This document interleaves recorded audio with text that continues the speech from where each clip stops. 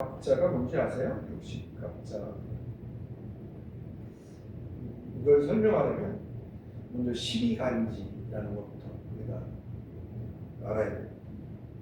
이게 고대 중국에서 비롯되어진, 그래서 한나라 때 와서 이제 완성되어진 글자로 된 기호예요. 기호. 하루를 12등분하고 1년을 12달로 정하고 뭐 이런 나침반이 없었고 시계가 없던 그 시절에 방향과 또 어떤 방위 공간, 시간 뭐 이런 것들을 표현하기 위해서 만들었던 글자 12개. 그래서 자축인묘, 진사오미, 신임수레 이렇게 해서 12글자가 12간지라고 할 수 있습니다. 들어보셨나요? 12간지.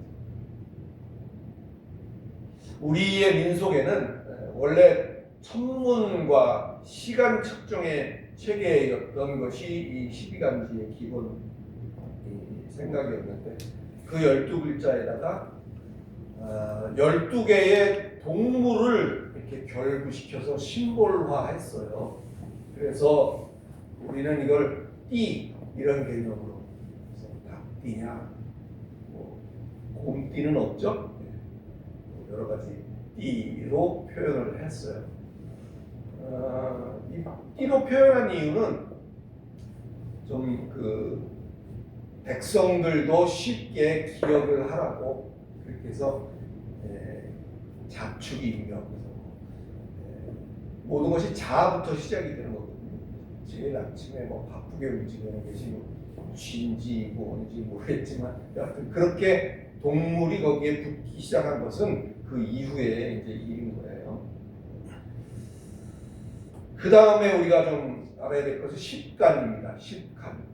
12간지와 십간. 그래서 이 십간이라는 것도 뭐 역시 고대 중국에서 시작이 됐어요. 상나라라고 하는데, 하늘에는 10개의 태양이 있는데 이게 하루에 하나씩 번갈아 가면서 떴다 졌다 한다, 그런 생각을 했던 것 같아요. 그래서 그 각각의 태양이라고 생각한 그것에 붙인 이름이 10개, 10글자예요. 그래서 그것이 우리가 갑을, 병정, 무기, 경신, 인계 이렇게 해서 10개를 이제 십간이라 했다. 그래서 그것은 하늘의, 태양의 하늘의 기운이고 땅의 12간지하고 그 십간이 이렇게 맞물리면서 이제 육십갑자라는 것이 시작이 된 거예요. 그 유래가 그렇습니다. 그래서 10개 태양이 하나씩 뜨고 져서 10개가 다 뜨고 지고 하게 되면 그것을 순이라고 불렀어요. 순. 그래서 여러분 상순, 하순, 뭐 이런 중순 이런 얘기 들어보셨죠? 거기에 나오는 그 순이 거기에서부터 온 내용이다, 그렇게 알 수 있습니다. 그래서 하늘의 기운 10개와 땅의 어떤 뭐 지지대라고 할 수 있는 그 12개가 맞물려서 그렇게 되면 60개가 된다고 해요. 그래서 60개의 연수가 다 지나가면 다시 갑자로부터 시작이 되기 때문에 환갑이다, 이렇게 말을 하는 거예요. 그래서 환갑이다. 재밌나요? 어때요? 아마 나이 드신 분들은 대충 이렇게 생활 속에서 알아왔던 것인데, 또 요즘 신세대들은 아주 좀 낯선 그런 것이긴 해요. 그것이 뭔데 도대체 그렇게 쓰이는가를 좀 알아야 되지 않겠나. 근데 이 십간, 예를 들어서 갑을, 병정 그렇게 한 것에다가 오행이라는 게 있어요. 오행. 그래서 오행이라는 것은 목화, 수금토, 이러한 그 기운들을 거기에 결부를 시켜서 이제 북내, 푸르내, 희내, 또 뭐 황금색이네, 뭐 이런 것들이 그 나무의 기운, 뭐 불의 기운, 뭐 이런 것들하고 합쳐져서 이제 색깔을 얘기하게 되는 것에 이제 이릅니다. 우리나라에는 삼국시대인 고구려, 백제, 신라 등의 건국 신화에 이런 얘기가 시작되는 걸 보고 또 그 기록에도 나타나고 있는 것을 볼 때 사용되어진 게 꽤 오래됐다 이렇게 우리가 알 수 있고, 특히 신라 시대 때 와서 7세기경이라고 하는데 당나라의 역법을 신라에서는 정식으로 채택을 합니다. 그래서 당나라 역법이 신라 시대에 들어오면서 이제 완전히 정착하게 되고 이제 그것이 하나의 민속으로 자리 잡아서 지금까지 이렇게 유래되어서 오고 있다는 것을 알 수 있습니다.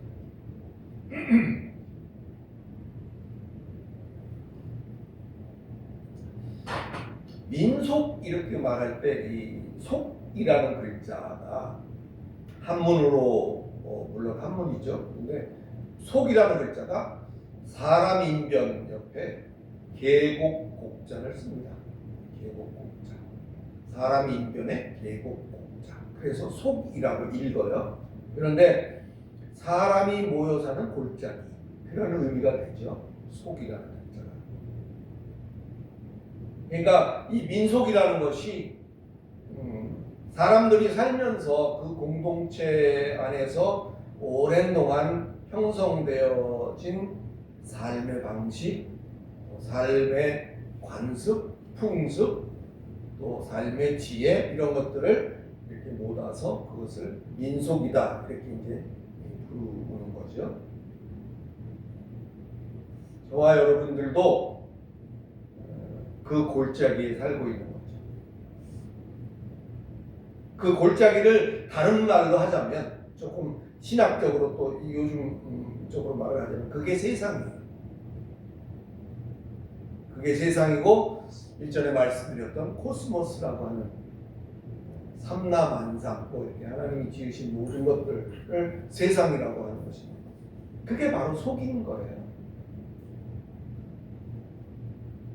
그러니까 우리 삶의 터전 자체가 세상이라는 말을 합니다. 근데 이 속이라는 단어는 처음에는 아주 담백한 단어였거든요. 뭐 나쁘건 좋건 이런 개념이 없는 단순한 사람들이 모여 사는 곳, 그곳에서 형성되어진 여러 가지 뭐 문화 뭐 이런 것들 아까 말씀드렸던 그것이 속인데, 왜 이것이 속이라는 이 말이 뭐 속되다, 뭐 저속하다, 세속적이다, 뭐 이런 것들로 많이 우리 주변에 사용되고 있고, 긍정적인 이미지보다는 부정적인 이미지가 더 왜 커졌을까? 거기에는 유교적 가치관이라는 것이 한 몫을 해요. 이들의 그 가치관 속에서 군자라는 이제 개념이 나옵니다. 군자. 그래서 이 군자를 속인과 차별해서 추앙하는 사조가 이러한 부정적인 이미지를 주는데 큰 역할을 했어요. 속인이라 하면 교양 없고 탐욕적이며 낮은 차원의 삶이다 라는 도덕적 열등함을 개념화시키면서 이 속이라는 자체가 우리의 보편적인 삶의 방식이라는 인식이 희미해지기 시작했고, 근대화 이후에 이제 빈부의 양상이 뒤바뀌면서 학문이나 이념 등의 형이상학 계통은 고사한 것이고, 그렇지 못한 모든 영역들은 이렇게 형이하학적으로 여기는 그러니까 이분적 사고가 영향을 미쳐서 상대적으로 속이라는 것이 썩 좋은 것이 아닌 천하고 나쁜 것이다라는 그런 암암리의 인식이 이제 팽배하게 되었던 것이죠. 사랑하는 성도 여러분, 우리가 추구하는 거룩은 속으로부터의 단절이 아니라는 사실을 먼저 잊지 마시기를 예수 그리스도 이름으로 축원합니다. 속으로부터의 단절이 아니에요. 우리가 추구하는 거룩은 속 가운데서 그 속과의 구별 의지로부터 시작이 되는 것이지, 속을 박멸해서 완전히 없애버리는 것으로 말미암아 반대급부적으로 우리한테 얻어지는 그것이 거룩이라는 것이 아니라는 사실을 우리는 잘 인식을 하실 수 있기 바랍니다. 어둠이 없으면 빛이 있으나 마나 별 의미가 없잖아요. 그죠? 낮에는 빛이 별 역할을 못해요. 어둠이라는 것이 와야 빛이 역할을 하는 거죠. 절대적인 역할을 하죠.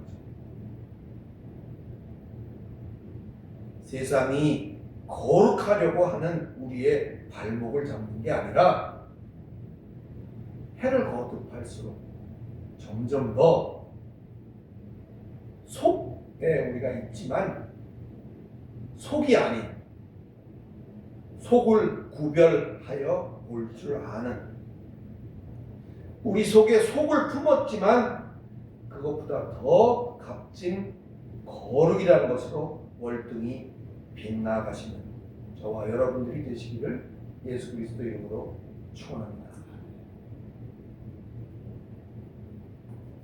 같은 거라도 어떤 마음을 우리가 가지고 임하는가에 따라서 다른 느낌을 우리가 받을 수 있어요. 여러분 400cc면 어느 정도 되는지 아세요? 400cc. 간단히 말하면 우유 2팩이에요. 우유 2팩이 400cc.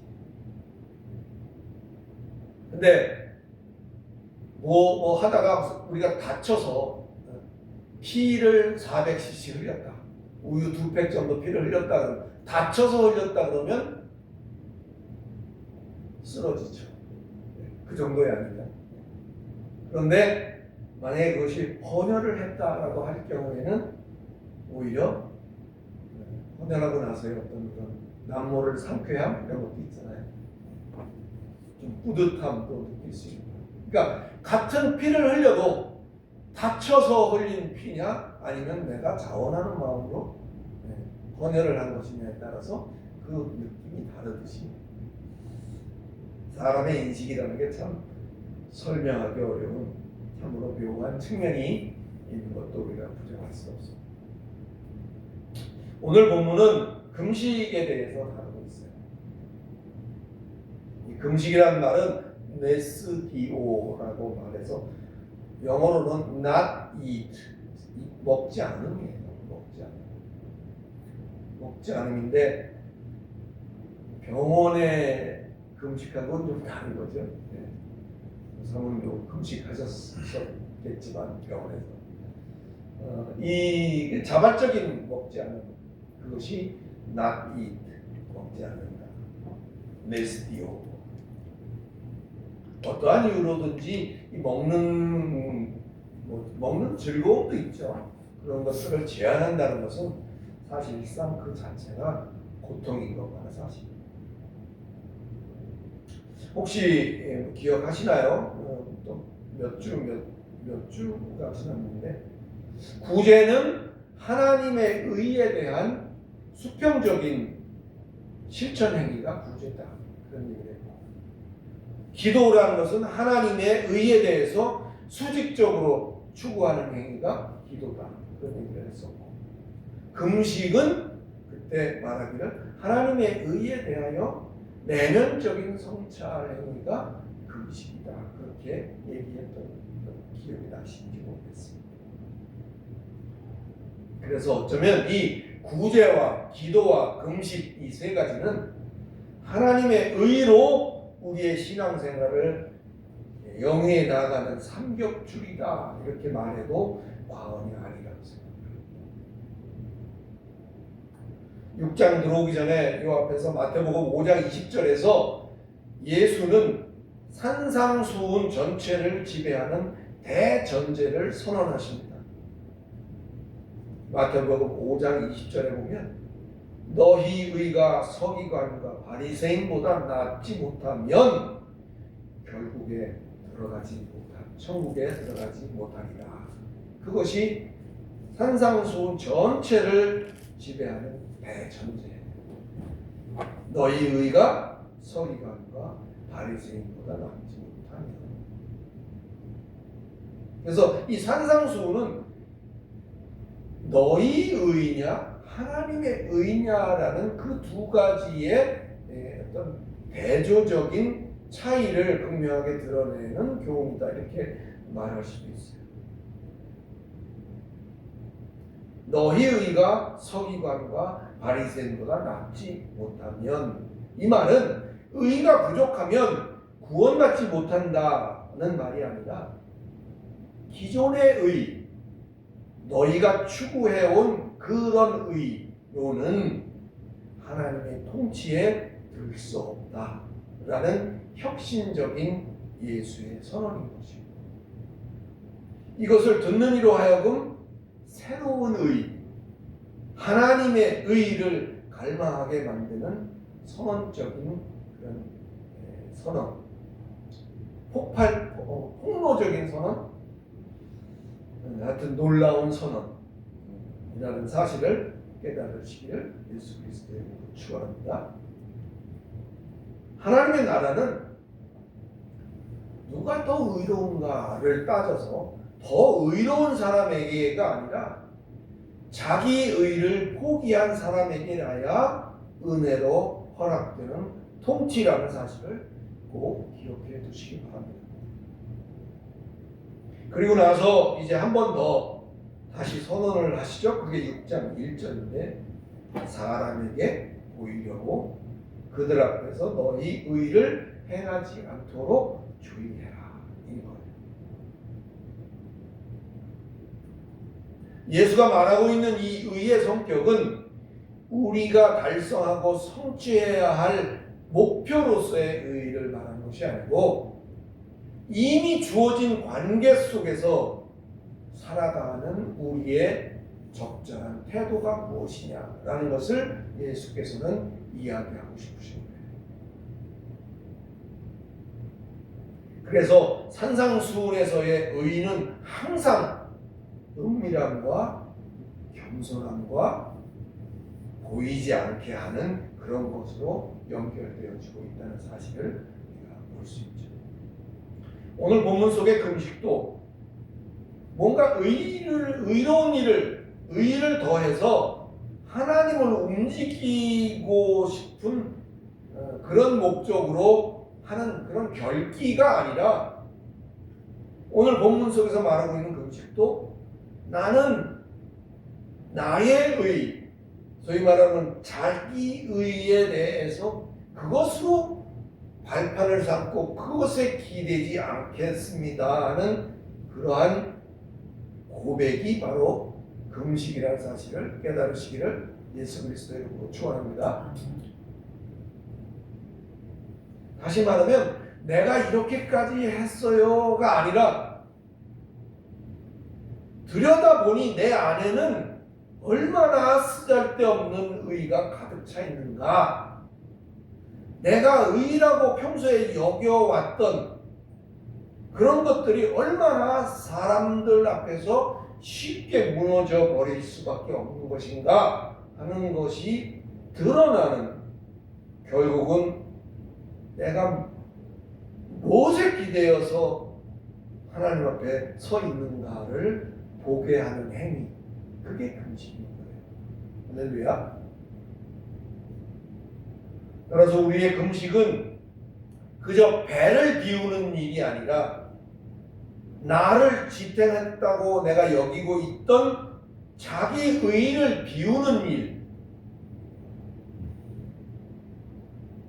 그것이 바로 우리가 참 의미를 가지고 행하는 금식이다 라는 것을 우리가 기억하시기 바랍니다. 그래야 적나라한 나 자신을 볼 수 있습니다. 나는 이것도 하고 저것도 하고 한 게 많은 것 같아서 그랬는데 들여다보니까 그거 아니네. 다 어느 순간 자기 의가 되고 말았네. 뭐 이런 거를 성찰하는 것이 금식이에요.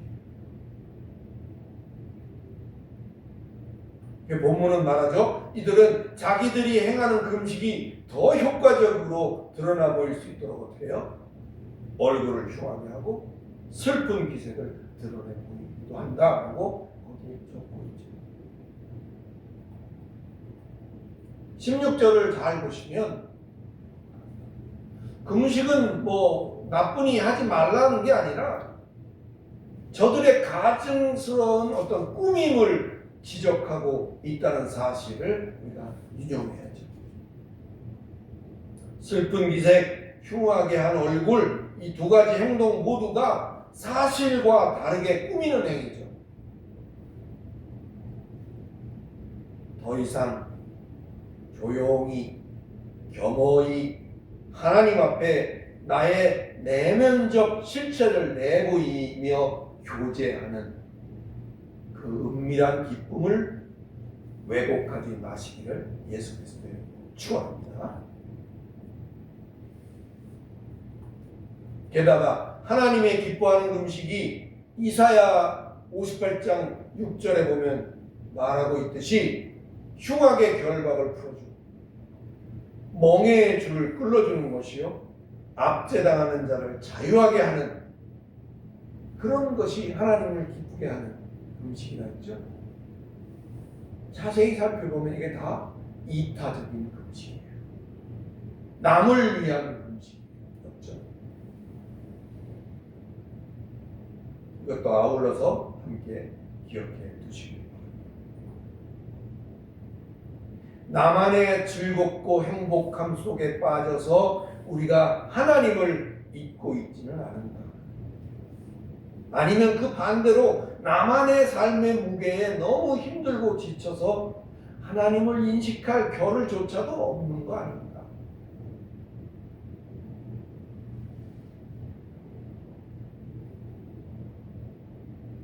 이웃을 위해서 내가 하나님 앞으로 인도하고 싶은 사람을 위해 그 영혼을 위해서 또 우리가 함께하는 이 공동체를 위해서 때로는 금식을 할 수 있기를 권면합니다. 할렐루야. 그 금식을 통해서 떼쓰며 그 상황을 벗어나기 위해서 애쓰란 말이 아니라 삶의 영향으로 말미암아 잊혀졌던 하나님을 다시 찾고 내가 의랍시고 내세울 것 하나 없는 내 자신의 실체를 만나게 되시기를 예수 그리스도의 이름으로 축원합니다.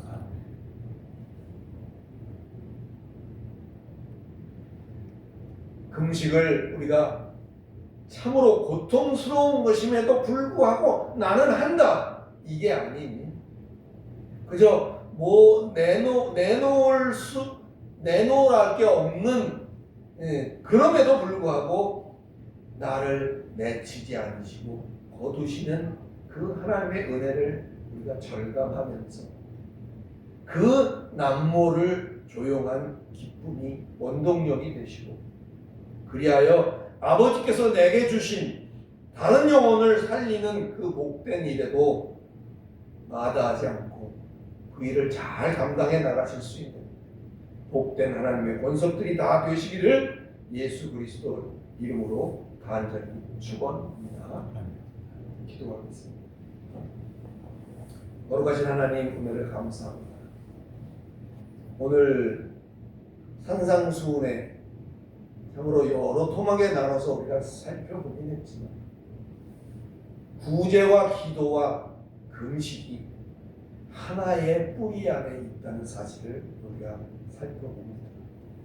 내 의가 아닌 자기 의가 아닌 하나님의 의로 말미암아 행해지는 이 수평적인 실천과 수직적인 추구와 내면적인 성찰이 우리를 그 자리에 온전히 자리매김할 수 있는 원동력이 되게 하여 주시옵소서.